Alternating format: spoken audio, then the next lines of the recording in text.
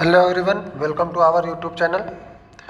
आप लोगों का हिंदी का पेपर 16 फरवरी से ही निश्चित है।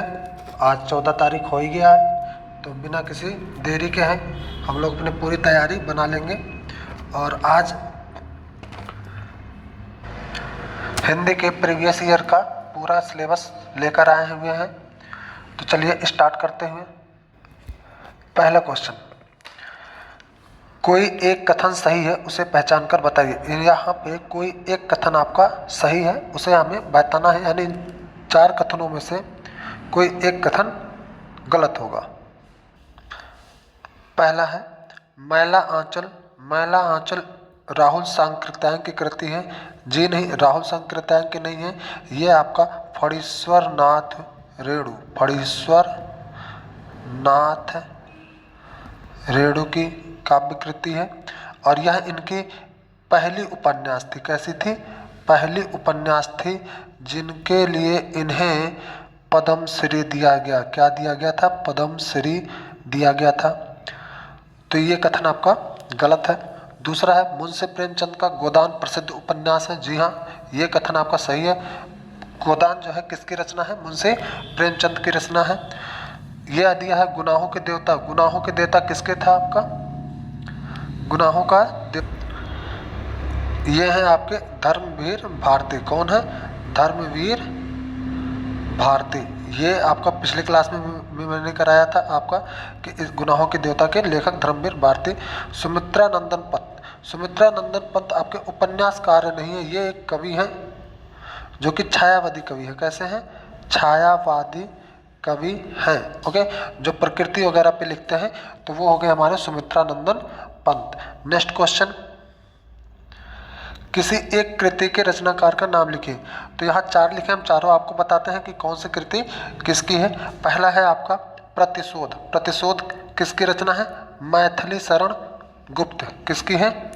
मैथिली शरण गुप्त। मैथिली शरण गुप्त। मैथिली शरण गुप्त की रचना है। दूसरा है आपका भूले बिसरे चित्र। ये किसकी रचना है? भगवती चरण वर्मा। भगवती चरण वर्मा किसकी है? भगवती चरण वर्मा की। आवारा मसीहा के कौन है? विष्णु प्रभाकर। विष्णु प्रभाकर। और ये क्वेश्चन आपका रिपीट हुआ है, ये हमने पिछले क्लास में भी देखा था। ठूठा आम के लेखक कौन है? भगवत शरण उपाध्याय। भगवत शरण उपाध्याय। ओके, नेक्स्ट क्वेश्चन, लहरों का राजहंस किस विधा पर आधारित रचना है? तो लहरों का राजहंस ये हमारा मोहन राकेश द्वारा कृति है। मोहन राकेश द्वारा लिखी गई है और ये एक नाटक विधा है। कैसी है? नाटक विधा की रचना है। नाटक विधा की रचना। ओके, तो ये हो गया हमारा नाटक विधा की रचना। नेक्स्ट क्वेश्चन, जय पराजय के लेखक कौन है? जय पराजय के लेखक कौन है आपके? Upendra Nath ask. Upendra Nath ask. Okay, ये आपके कथाकार भी हैं, उपन्यासकार भी हैं। उपन्यासकार। ओके, तो जय पराजय के रचना के लेखक कौन हो जाएंगे? उपेंद्र नाथ अस्क। नेक्स्ट क्वेश्चन, राजेंद्र यादव की प्रतीक्षा, यानी प्रतीक्षा किसकी लिखी गई है? राजेंद्र यादव की है और ये किस विधा पर आधारित है? ये एक कहानी है। क्या है? कहानी। ओके, अब राजेंद्र यादव ने कहानियाँ भी लिखी हैं, उपन्यास भी लिखा है। ओके, उपन्यास भी लिखा है और ये आलोचक के रूप में जाने जाते हैं। किसके रूप में? आलोचक, यानी निंदा करने वाले। नेक्स्ट क्वेश्चन, रीतकाल के प्रमुख 2 कवियों का नाम लिखकर उनका एक एक रचना के नाम लिखे। रीतकाल में कौन कौन से कवि आते हैं आपके? रीतकाल में आपके आएंगे केशवदास। केशवदास, बिहारी, कौन? बिहारी भूषण, चिंतामणि, चिंतामणि, देव, घनानंद। इस तरीके से कई कवि आते हैं जो आपके रीतकाल के कवियों में जाने जाते हैं। अब रीतकाल के जो पहले कवि होते हैं, रीतकाल के पहले कवि के रूप में हम लोग किसको याद करते हैं?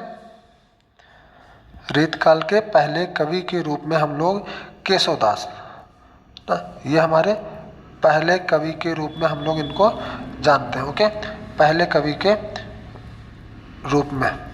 ओके, चिंतामणि, चिंतामणि को आचार्य रामचंद्र शुक्ल ने एक किसी और नाम से पहचाना था। आचार्य रामचंद्र शुक्ल ये जो है रीतकाल के प्रवर्तक के रूप में माने गए। चिंतामणि जो है ये आचार्य रामचंद्र शुक्ल के द्वारा रीतकाल का प्रवर्तक माना गया इनको। ओके, अब इनकी रचनाओं की अगर हम बात करें तो ये रचनाएं कौन कौन सी इनकी हो जाएंगी। केशवदास की रचनाओं की अगर हम बात करें तो यहाँ पर हो जाएगा हमें कविप्रिया, रसिक प्रिया, विज्ञान गीता, छंदमाला है। और अगर हम लोग चिंतामणि के रचनाओं के बारे में बात करें तो रसविलास, श्रृंगार मंजरी, कठिकुल कल्पतारु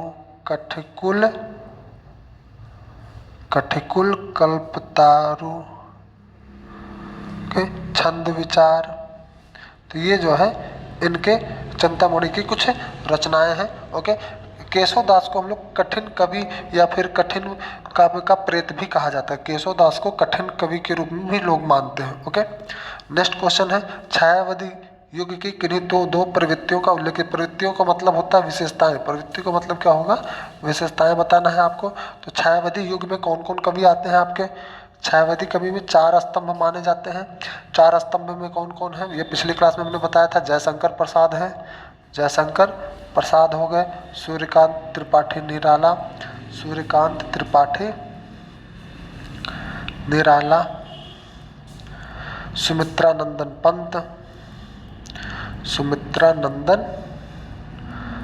पंत और एक आपकी है महादेवी वर्मा। ओके, तो अब ये चारों के चारों छायावादी युग के 4 स्तंभ के रूप में इनको हम लोग जानते हैं। 4 स्तंभ के रूप में जानते हैं। अब इनकी विशेषताएं क्या होती थी, ये जो लेख लिखते थे उसमें प्रकृति प्रेम दिखता था। क्या दिखता था, प्रकृति प्रेम दिखता था। नारी सौंदर्य भी होता था, नारी सौंदर्य और प्रेम चित्रण का उल्लेख मिलता था। रहस्यवाद भी होता था, कल्पनाएं देखने को मिलती थी कि दार्शनिकता उपलब्ध होती थी। दार्शनिकता हो गया, आत्म अभिव्यक्ति होता था, आत्म अभिव्यक्ति। ओके, तो ये कुछ जो है हमारे छायावादी युग के कवियों के जो लेख होते थे उसका विशेषता है। नेक्स्ट क्वेश्चन, खुशबू के शिलालेख किस युग की रचना है। खुशबू के शिलालेख किस युग की रचना, तो ये आपका नई युग की कविता है। क्या है, नई युग की कविता होती है, नई युग की कविताएं होती हैं। और जो खुशबू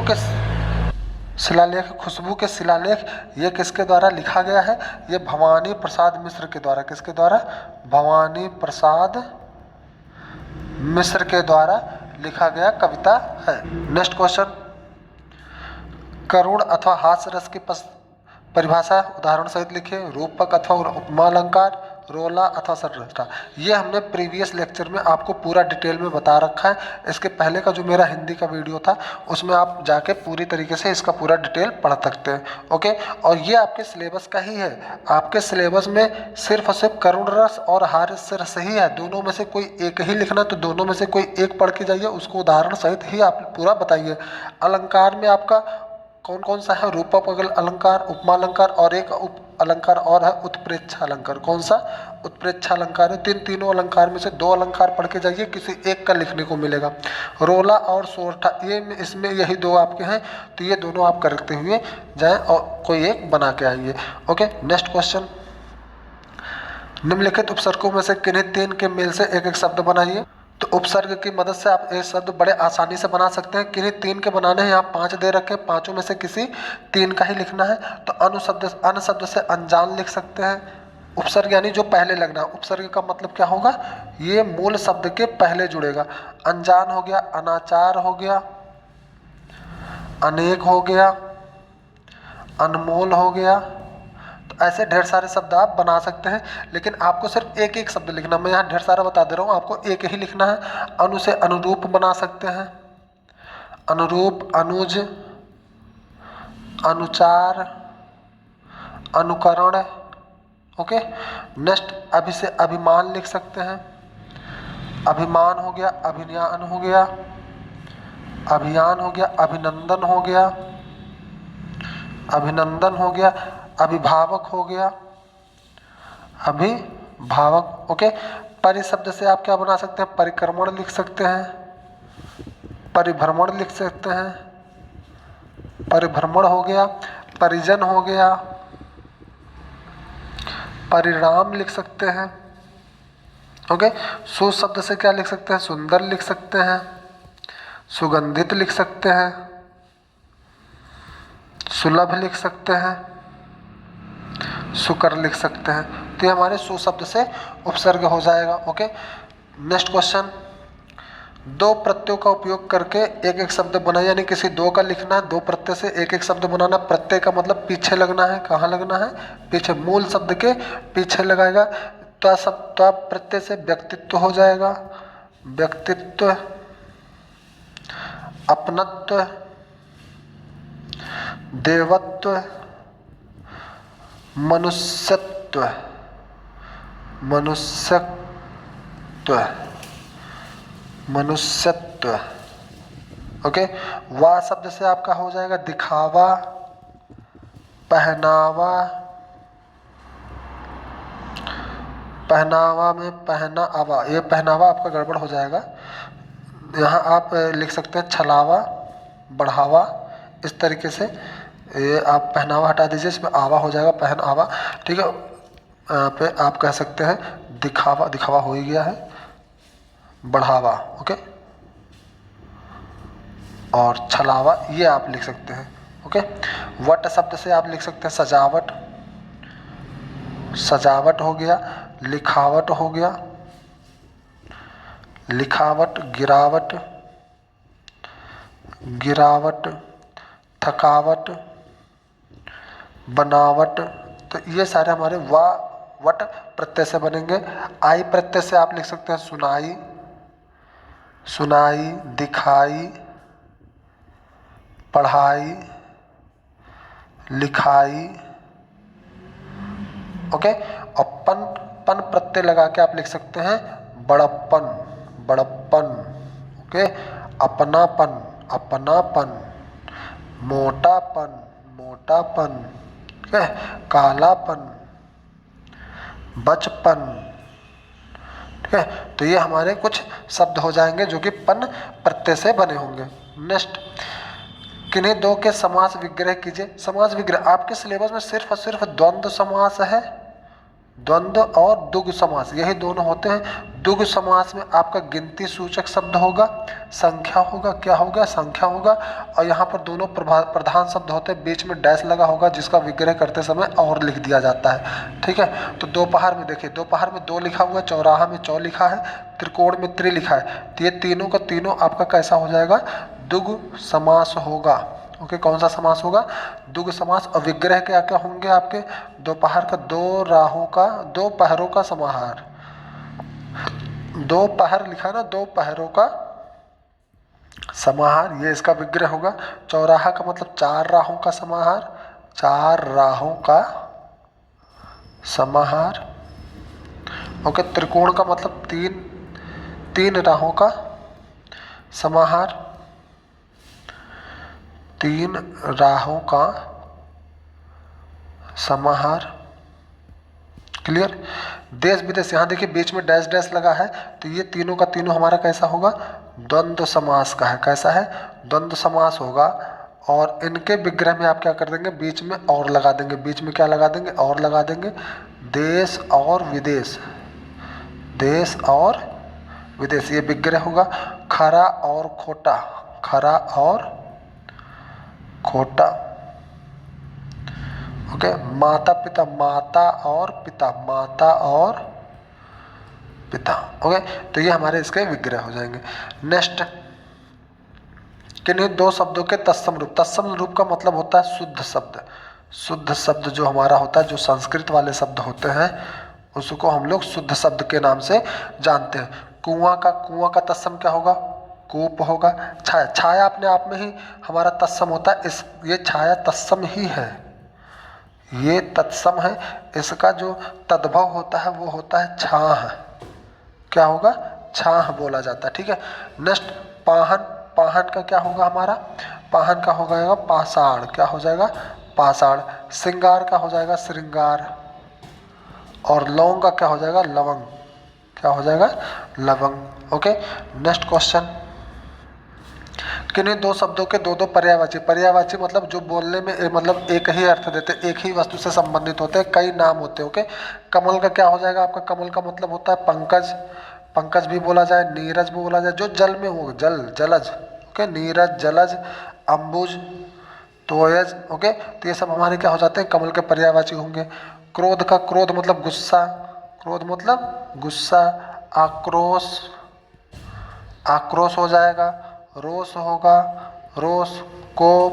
तो इस तरीके से हमारे क्रोध के पर्यायवाची होंगे। दिन का दिवस होगा। क्या होगा? दिवस। तिथि, वार, दिवा, ओके। तो ये हमारे दिन के पर्यायवाची होंगे। नदी का क्या होगा? नदी का सरिता, तरनी, तटनी, ओके। तो पयस्विनी, पयस्विनी, पयस्विनी, ठीक है। तो ये सब हमारे नदी के पर्यायवाची होंगे। पक्षी का क्या होगा? पक्षी मतलब परिंदा। क्या? परिंदा, पंछी, पंछी, खग, चिड़िया। तो ये सब क्या होगा हमारा? पक्षी का पर्यायवाची। नेक्स्ट क्वेश्चन, किन्हीं दो के संधि कीजिए तथा संधि का नाम कीजिए, ओके। तो संधि बता, संधि करना और संधि का नाम लिखना है। मनु धन अंतर, मनु धन अंतर यानी कि मनवंतर, मनवंतर। क्या हो जाएगा? मनवंतर हो जाएगा। और ये कौन सी संधि होगी? यण संधि। कौन सी संधि? यण संधि होगी, क्लियर। आदि धन अंत यानी कि आद्यंत, आद्यंत हो जाएगा ये। और ये भी हमारा यण संधि है। कौन सा संधि है? यण संधि है। इति धन उकुत्वा, इति धन उकुत्वा। तो ये हो जाएगा इति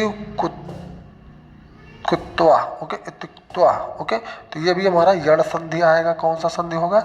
यण संधि। नेक्स्ट है पितृधन आकृति, पित्राकृति, पित्राकृति, ओके। ये भी हमारा कौन सा संधि होगा? यण संधि होगा। देखिए यहाँ चारों के चारों आपके यण संधि निकल रहे हैं। तो यण संधि होता क्या है हम लोग देख लेते हैं। यण संधि में क्या किया जाता है? यण संधि में आपका जो मेल होगा, ये स्वर संधि का ही एक प्रकार है। तो यण संधि में क्या किया जाता है कि यदि छोटी ई, बड़ी ई, छोटा ऊ और बड़ा ऊ तथा री, इन 5 मात्राओं के बाद इनका जो मेल है वो किससे हो? आपका असमान स्वर से। असमान स्वर, असमान स्वर का मतलब क्या हो गया कि छोटी या बड़ी है तो छोटी बड़ी, इनका मेल छोटी बड़ी के साथ नहीं होना चाहिए। छोटा बड़ा, छोटा बड़ा, इस तरीके से वो इस तरीके से होना चाहिए। मतलब अलग स्वर से मेल हो तो असमान का मेल छोटी, छोटा, छोटी बड़ी, छोटा बड़ा, री का मेल असमान स्वर से हो तो क्या क्या करना होता है? छोटी ई और बड़ी ई का आपका बदल के क्या लिख देना है? या लिख देना है। छोटा ऊ और बड़ा ऊ का क्या बदल के लिख देना? वा लिख देना है। और री का बदल के क्या लिख देना है? रा। री का बदल के क्या लिख देना है? री का रा हो जाएगा। तो यहाँ पर देखिए, यहाँ री है, री का हो जाएगा रा हो जाएगा। तो प्राकृतिक इतनी छोटी है, छोटी के साथ छोटा ऊ मिलना तो या हो गया, छोटी का बदल के या हो जाएगा, ठीक है। यहाँ पे भी छोटी है, छोटी के साथ आ मिला तो छोटी का बदल के क्या हो जाएगा? या हो जाता है, ओके। यहाँ पे छोटा ऊ है, छोटा ऊ का बदल के क्या हो जाएगा? वाह हो जाएगा। तो इसलिए देखिए यहाँ पर वाह आ गया, ओके। तो यहाँ पर हमारे ये बदल गया है, ठीक है। तो ये हमारा हो जाता है यण संधि। नेक्स्ट क्वेश्चन, निम्नलिखित शब्दों के पंचमी विभक्ति द्विवचन का रूप लिखिए। पंचमी विभक्ति द्विवचन, मति, मति का क्या होगा? मति का पंचमी विभक्ति हमारा होगा मतिभ्याम। क्या होगा? मतिभ्याम। क्या हो जाएगा ये? मतिभ्याम। क्या? मतिभ्याम। ओके। उसी तरीके से नदी का क्या होगा? नदीभ्याम। क्या हो जाएगा? नदीभ्याम। ठीक है। फल का क्या हो जाएगा? फलाभ्याम। फलाभ्याम। और मधु का क्या होगा? मधुभ्याम। मधुभ्याम। ओके। तो ये सारे के सारे, अब चूंकि एक ही बताना है आपको, पंचमी विभक्ति और द्विवचन, तो सब में एक ही तरीके से आपका आएगा। क्लियर? नेक्स्ट क्वेश्चन, किन्हीं दो की धातु लकार पुरुष तथा वचन का उल्लेख कीजिए। धातु लकार और वचन का उल्लेख करना है, किसी दो का बताना है। तो यहाँ पर हम ये आपको बता देते हैं, अगर कहीं छोटा आ जाए, छोटा आ अगर लगा हुआ है, तो छोटा आ से आपको एक ही नाम लिखना है, और वो क्या नाम लिखना है? लंग लकार। क्या लिखना है? लंग लकार लिखना है। ओके। अगर कहीं भी किसी भी शब्द में इसमें आपको छोटा आ लगा हुआ मिलता है, जैसे यहाँ पे भी है, तो ये हमारा कौन सा हो जाएगा? लंग लकार होगा। कैसा होगा? लंग लकार होगा। क्लियर? ओके। और अगर आधा सा और या मिल रहा है, लंग लकार का मतलब होता है आपका भूतकाल। कौन सा? भूतकाल होगा। और ये हमारा आधा सा और या अगर मिलता है, तो आप समझ लेना ये लिरिट लकार है। कौन सा है? लिरिट लकार है। ठीक। और अगर एक ही मात्रा मिल रहा है, एक ही मात्रा मिलेगा, तो एक ही मात्रा मिले वाले में आप विधि लिंग लगाएंगे। कौन सा? विधि लिंग लकार। विधि लिंग लकार होगा आपका। ठीक है। तो यहाँ पर अब हमें चारों के चारों का लकार पता चल गया। अब धातु का अगर हम पता करना हुआ, धातु, तो धातु में जो आपका मूल शब्द होगा वही हमारा धातु होगा। जैसे यहाँ हस हो गया, यहाँ पठ हो गया, यहाँ पे भी हस है, यहाँ पे भी पठ है। तो हम सबका बता देते हैं किसका क्या क्या होगा। सबसे पहले धातु देख लेते हैं, और उसके बाद लकार लिख लेते हैं, फिर पुरुष लिख लेते हैं, उसके बाद वचन देख लेते हैं। ठीक। तो धातु आ वाला है, तो ये हमारा हो जाएगा हस धातु का हुआ। कौन सा है? हस धातु है। यहाँ पर पठ धातु होगा, यहाँ पे भी हस शब्द है तो हस धातु हो जाएगा, और यहाँ पर भी पठ धातु हो जाएगा। क्लियर? लकार की अगर हम बात करें, तो ये हमारा लंग लकार हो जाएगा। कौन सा लकार? लंग लकार होगा। ये हमारा लिरिट लकार होगा। लिरिट लकार। ये हमारा कैसा होगा? विधि लिंग होगा। कौन होगा? विधि लिंग होगा। ओके। और ये हमारा हो जाएगा लंग लकार। ठीक। लंग लकार मतलब भूतकाल, और लिट लकार मतलब भविष्यकाल, विधिलिंग मतलब विधिलिंग यानी कि जहाँ पर आपको आते हैं उपदेश टाइप के चाहिए वगैरह। ओके। और एक होता है लोट लकार। लोट लकार में आपका क्या हो जाता है? आज्ञा वगैरह। ठीक है। और एक होता है लट लकार। लट लकार हमारा वर्तमान काल वाला होता है। अब पुरुष की बात करें, पुरुष की अगर हम बात करेंगे, तो पुरुष के लिए क्या क्या लिख सकते हैं आप? देखिए, एक सेकंड, तुरंत हम बताते हैं क्या क्या होगा। अगर मी से शुरू है, छोटा मी है लगा हुआ है, तो मी का मतलब हो जाता है ये आपका एक वचन। कौन सा वचन होगा? एक वचन होगा। कैसा होगा? एक वचन होगा। क्लियर? और एक वचन में भी कौन सा पुरुष जाएगा? ये उत्तम पुरुष जाएगा। कौन सा पुरुष जाएगा? उत्तम पुरुष। तो ये मी लगा हुआ, तो यहाँ पर आप क्या कर लेंगे? उत्तम पुरुष, उत्तम पुरुष और एक वचन। कैसा? एक वचन। ठीक। और ये आ लगा, वा लगा, आहसाव। आहसाव में हमारा कौन सा होगा? उत्तम पुरुष होगा। उत्तम पुरुष। और ये द्विवचन होता है। कहीं भी वा मिलेगा, अगर कहीं वा मिल रहा होगा, तो वो उसको सिर्फ और सिर्फ दो ही वचन में लगाइएगा। किस में लगाना है? द्विवचन में। अगर वा आखिरी में मिल रहा है तो किस में लगेगा? द्विवचन में लगेगा। ठीक है। और यहाँ पे युवह, युवह लिखा हुआ है ना, हसे युवह। हसे युवह हमारा क्या होता है? ये प्रथम पुरुष का होगा। और कौन सा वचन होता है? ये बहुवचन। कौन सा वचन हो जाएगा? बहुवचन हो जाएगा। और ये पठत है, तो ततंत यानी कि प्रथम पुरुष का होता है, प्रथम पुरुष। और कौन सा वचन हो जाएगा? एक वचन होगा। ओके। लकार को पहचानने के लिए हम आपको एक छोटा सा वीडियो दे देंगे, 4-5 मिनट का बना के दे देंगे, जिसमें आप शब्द को देखते ही बता देंगे कि ये कौन से लकार का कौन सा वचन और कौन सा पुरुष होने वाला है। क्योंकि इस तरीके का जो पेपर में क्वेश्चन आएगा, आपको किसी का लिखने के लिए नहीं आएगा, किसी का पहचानने के लिए आएगा। शब्द लिखा रहेगा, उसका आपको चारों चीज़ पहचानना है, यानी धातु, लकार, पुरुष और वचन, ये चारों चीज़ पहचान के लिखना है। और कैसे पहचानेंगे आप शब्द को देखते ही, ये हम आपको एक छोटे से वीडियो में बता देंगे, जो कि कल मौजूद करा देंगे, क्योंकि परसों आपका पेपर होगा, यानी अगले दिन हो जाएगा। तो कल के लिए हम इसको पूरी तरीके से आपको यहाँ पर लाकर दे देंगे। क्लियर। नेक्स्ट क्वेश्चन, किन्हीं 2 वाक्यों का संस्कृत में अनुवाद करना है। संस्कृत में अनुवाद यानी इनका क्या करना है, आपको संस्कृत लिखना है। संस्कृत यानी कि ये आपको आएगा, पेपर में आता है, बहुत आसान सा होता है, बहुत ज़्यादा कठिन नहीं होता है। आप इसको थोड़ा सा बना के भी लिख सकते हो अगर नहीं आ रहा है। क्लियर। तो करते हैं। पहले क्या दिया है आपको, हमें अपने कर्तव्य का पालन करना चाहिए। हमें अपने कर्तव्य का पालन करना चाहिए, यानी अस्माभिः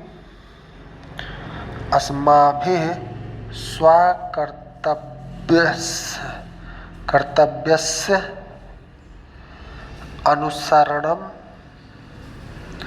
अनुसरणं कर्तव्यम।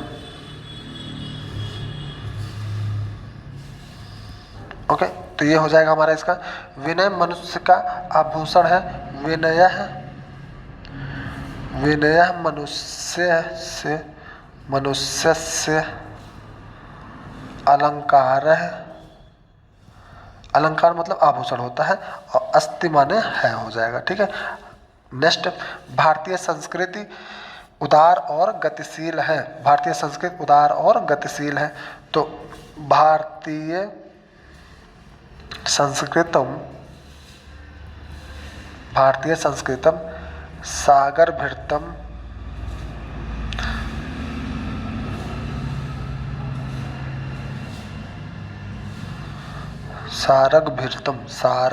होगा, सागर ने सारगभृतम गतिशीलम चा अस्ति। चा का मतलब और होता है, जो यहाँ और लगा हुआ। ओके।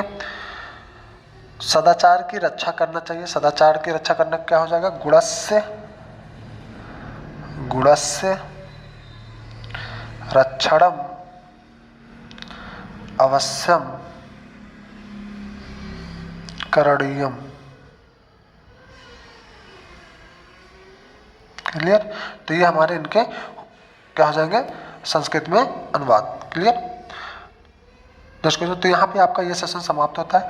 अगले वीडियो में हम आपको फिर से पेपर देने जाने से पहले आपको एक और प्रीवियस ईयर के पेपर पूरी तरीके से करा देंगे, जिससे आपका ये निश्चित हो जाए कि आपको पेपर में क्या क्या पूछा जाएगा और किस तरीके से पूछा जाएगा, और उनके आंसर्स कैसे लिखेंगे। और एक आपको हम ये भी बता देंगे, जो कि 2 नंबर के आते हैं लकार वगैरह पहचानने के लिए। क्लियर। अगर वीडियो अच्छा लगा होगा तो आप लोगों को पता है क्या करना है, उसको लाइक और सब्सक्राइब कर लीजिएगा। और पेपर देने से पहले आप एक बार जरूर इसको रास्ते में या कहीं भी 5 मिनट 10 मिनट लगा के आप आराम से देख लीजिएगा। ठीक है। Okay, thank you, bye bye.